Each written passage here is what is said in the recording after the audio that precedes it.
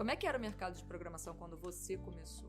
Era muito diferente? Cara, eu acho que era diferente porque as ferramentas disponíveis eram diferentes, né? Tipo, você não tinha, por exemplo, essa quantidade de ferramentas para freelancer, né? Que pode ser uma porta de entrada para as pessoas. Você aprendia basicamente na faculdade, porque não tinha YouTube, não tinha a quantidade de conteúdo que existe hoje, então não dava para você...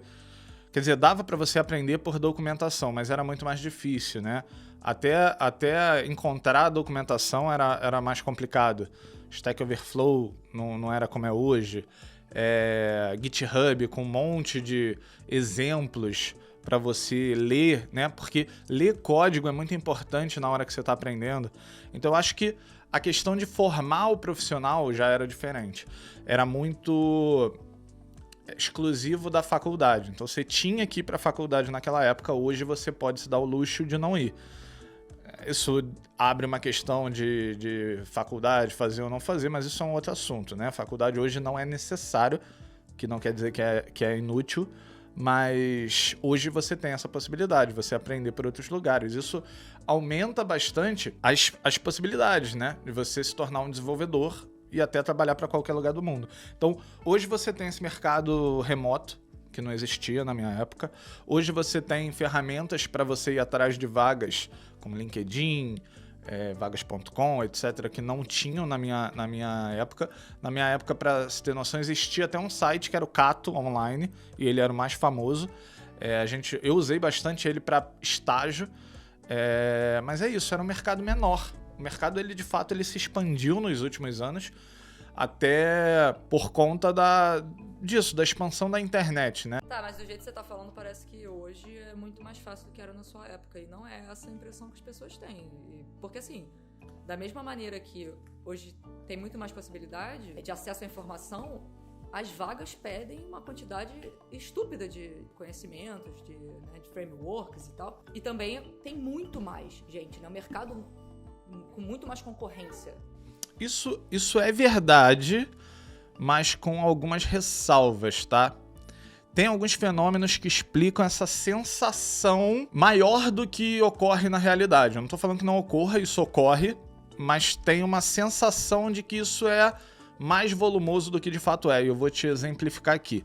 Então, por exemplo, imagina uma empresa que você tenha faixas para profissionais. Então, por exemplo, um sênior nessa empresa, ele é considerado sênior se ele tiver mais do que 7 anos de experiência, né? E aí, um pleno vai estar ali na faixa entre 4 anos de experiência a 7 anos, digamos, tá? Uma pessoa que eu precise contratar para essa empresa, mas que eu identifique ali que ela tem que ter em torno de 2 anos e meio a 3 anos de experiência. Qual faixa ela entraria? Ela entraria na faixa de júnior dentro dessa empresa. Então, muitas vezes a gente relaciona ser júnior com ser uma pessoa que acabou de aprender, né? E ela não tem experiência nenhuma. Então, quando a gente vê uma vaga de júnior que pede um pouquinho a mais, aquilo parece muito estranho.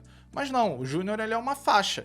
Então, uma vaga que pede mais, normalmente pede um júnior um pouquinho mais avançado, né? E pode parecer estranho. O júnior avançado. Mas é a faixa, né?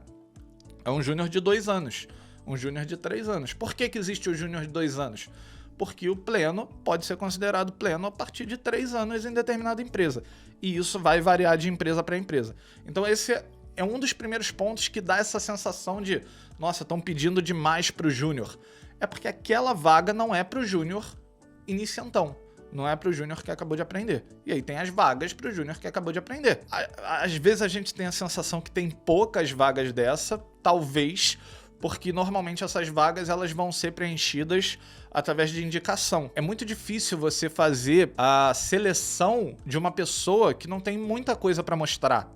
E é por isso que eu bato bastante na tecla de se criar um portfólio, né? Você ter um portfólio, você ter projetos para você conseguir comprovar que você é capaz de gerar valor. Um júnior, ele é um profissional, ele não é um estagiário, que ele tá ali para aprender e para muitas vezes ter o tempo que ele precisa para correr atrás. Ele tem que chegar ali e conseguir entregar algum valor, né? Mesmo que não da melhor forma possível, porque aí ele não tem a experiência para isso, mas ele tem que ser capaz de entregar. Então, o portfólio é importante nisso. E a questão da concorrência, a gente também tem essa impressão, porque a gente vê...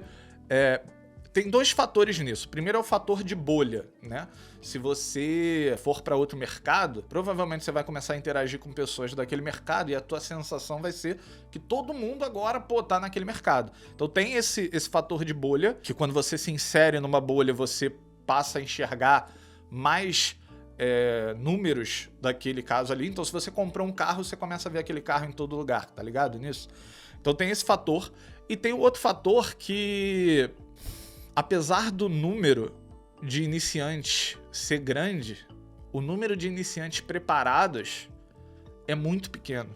Então, por algum motivo, e talvez existam alguns players que são responsáveis por isso, por